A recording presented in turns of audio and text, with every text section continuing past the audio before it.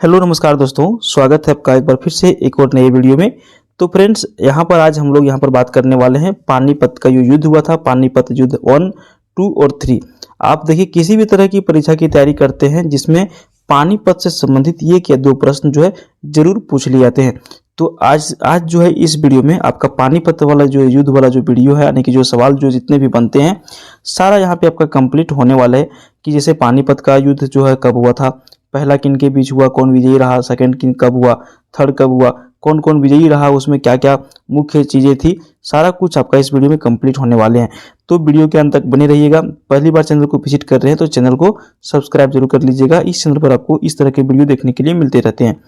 तो सबसे पहले हम लोग यहाँ पर जो है पानीपत प्रथम का जो है उसके बारे में पढ़ेंगे। तो देखिए, पानीपत का जो प्रथम युद्ध हुआ था ये हुआ था आपका 21 अप्रैल 1526 ईस्वी को। ठीक है, यहाँ पर हुआ क्या था, तो देखिए पानीपत का प्रथम युद्ध मुगल वंश के संस्थापक बाबर और इब्राहिम लोदी के बीच में 21 अप्रैल 1526 ईस्वी को लड़ा गया था।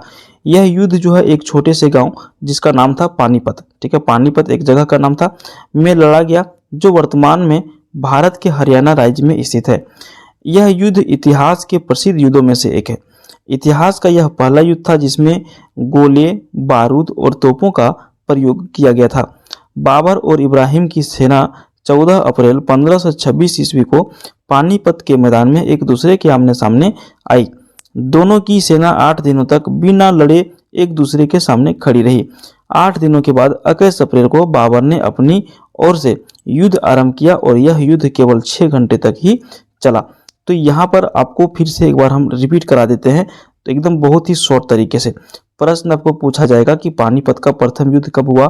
21 अप्रैल 1526 ईस्वी को। पानीपत एक गांव का नाम था, बहुत ही छोटा सा गांव, जो अभी वर्तमान में हरियाणा राज्य में स्थित है। इब्राहिम लोदी और बाबर के बीच जो है 14 अप्रैल 1526 को इसकी सेना आमने सामने हुई, लेकिन युद्ध जो है 8 दिनों के बाद स्टार्ट हुआ 21 अप्रैल को, और यह जो है युद्ध केवल 6 दिनों तक चला। अच्छा, प्रथम पानीपत युद्ध में जो है सैन्य शक्ति के बारे में हम लोग थोड़ा सा समझ लेते हैं कि कितने सेना इसमें भाग लिया था या फिर इसमें क्या क्या चीज हुआ था। तो देखिए, बाबर ने अपनी आत्मकथा बाबरनामा में लिखा है कि उसके पास केवल 12,000 सैनिक थे। किसके पास? बाबर के पास, जिसमें पैदल सेना तथा घुड़सेना क्या था, शामिल था। इसके साथ ही बाबर के पास 20 से 40 तोपें भी थी, जबकि इब्राहिम लोदी के पास कुल 1,20,000 सैनिक थे। समझ गए, बाबर के पास 12,000 सैनिक, इब्राहिम लोदी के पास 1,20,000 सैनिक। लेकिन इतिहासकारों के अनुसार बाबर के पास 12,000 सैनिक ही थे, लेकिन इब्राहिम लोदी के पास 50,000 सेना थे। लेकिन फिर भी बाबर की सेना के मुकाबले इब्राहिम लोदी की सेना बहुत ज़्यादा थी। सही बात है, अगर यदि 50,000 सेना ही इब्राहिम लोदी के पास था और उसके पास 12,000 था, तो ये तो क्या हो गया, बहुत ज़्यादा हो गया। अच्छा, इस युद्ध का जो परिणाम निकला वो क्या निकला, ठीक है। तो देखिए, इस युद्ध में बाबर की सेना इब्राहिम लोदी की सेना के मुकाबले बहुत कम थी, लेकिन बाबर ने अपनी कुशलता और अपनी बुद्धिमत्ता के माध्यम से इस युद्ध को क्या किया, विजय प्राप्त कर लिया। इब्राहिम लोदी को हराने के बाद बाबर ने इब्राहिम लोदी की हत्या कर दी और दिल्ली सल्तनत से लोदी वंश का शासन समाप्त कर मुगल साम्राज्य की नींव डाली। यहाँ पर थोड़ा सा आपको ध्यान देने की बात है, ठीक है, कि पानीपत की प्रथम युद्ध जो हुआ था उसमें इब्राहिम लोदी हार गया। इब्राहिम लोदी की हत्या बाबर के द्वारा कर दिया गया और बाबर ने दिल्ली सल्तनत अपने कब्जे में ले लिया। यहाँ पर लोदी वंश की समाप्ति होती है और मुगल साम्राज्य की नींव पड़ जाती है। बाबर की और इब्राहिम लोदी का ये चैप्टर यहाँ पे क्या होता है, बाबर अपना युद्ध जीत जाता है और अपना शासक बन जाता है, और इब्राहिम लोदी की राजपाट यहाँ पे क्या हो जाता है, खत्म हो जाता है। समझ गए।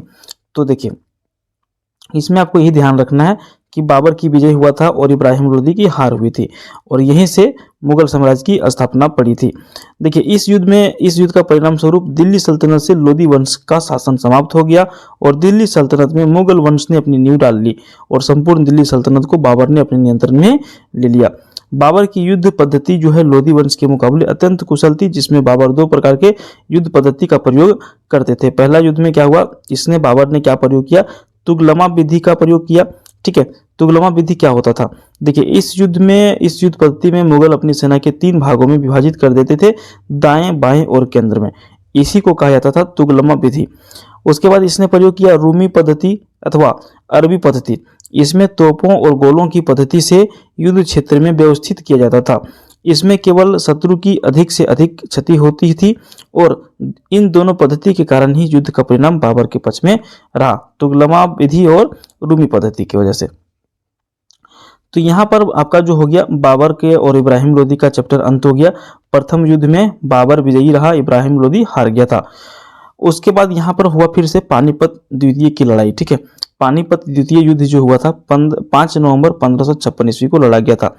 इस युद्ध में क्या हुआ कि मुगल सम्राट अकबर और हेमचंद्र यानी कि विक्रमादित्य उर्फ हेमू के बीच में लड़ा गया। ठीक है, मुगल सम्राट अकबर और हेमू के बीच में पानीपत की द्वितीय लड़ाई हुई।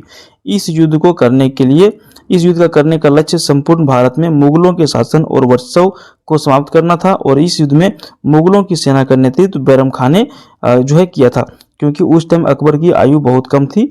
ठीक है, और अकबर का जो है ये संरक्षक था, कौन? बैरम खान। ठीक है, जबकि इस युद्ध में हेमू की सेना का नेतृत्व उसने स्वयं किया था।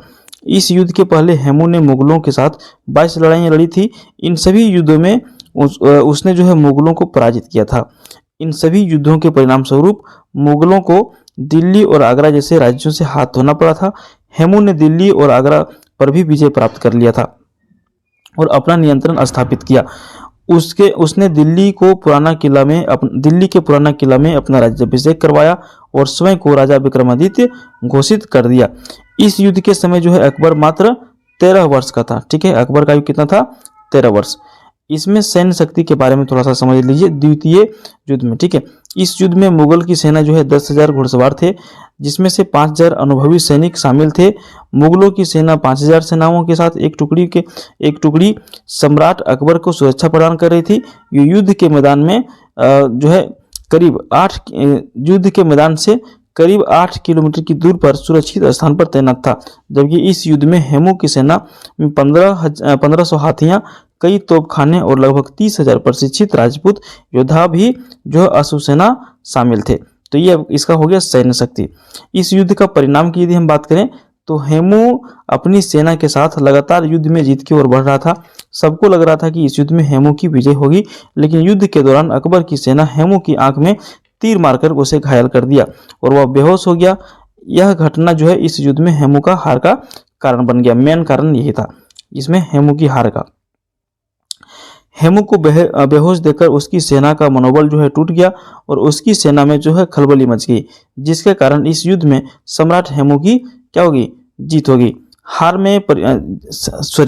यहाँ पर यही कारण जो है इस युद्ध में सम्राट हेमू की जो जीत होने वाली थी हार में परिवर्तित हो गई, क्योंकि इसकी सेना की क्या हो गया था? मनोबल टूट गया था। इस युद्ध में मुगल सम्राट अकबर की जीत हुई। मुगलों ने पुनः दिल्ली और आगरा सहित सभी हारे हुए राज्य को अपने नियंत्रण में कर लिया। इस युद्ध के पश्चात मुगल साम्राज्य का तेजी से विस्तार हुआ और 300 सालों तक मुगलों ने अपना शासन क्या किया? कायम रखा। तो अभी हम लोग यहाँ पर देखेंगे पानीपत की तृतीय युद्ध के बारे में, जो 14 जनवरी 1761 ईस्वी को हुआ था। पानीपत का तृतीय युद्ध 14 जनवरी 1761 मराठा साम्राज्य एवं अफगान के शासक अहमद शाह अब्दाली के बीच में हुआ। यह युद्ध दिल्ली के करीब 95 किलोमीटर उत्तर में पानीपत एक जगह है में हुआ था। इस युद्ध को 18वीं शताब्दी का सबसे बड़ा युद्ध माना जाता है। इस युद्ध में अवध के शासक शुजा-उद-दौला और अफगान शासक रोहिला ने अहमद शाह अब्दाली का जो है साथ दिया। सैन्य शक्ति की यदि हम बात करें तो इस युद्ध में दोनों पक्षों में मिलाकर करीब 1,25,000 सैनिक शामिल थे, जिसमें मराठों की सेना में जो है 55,000 घुड़सवार, जिसमें से 11,000 नियमित घुड़सवार थे।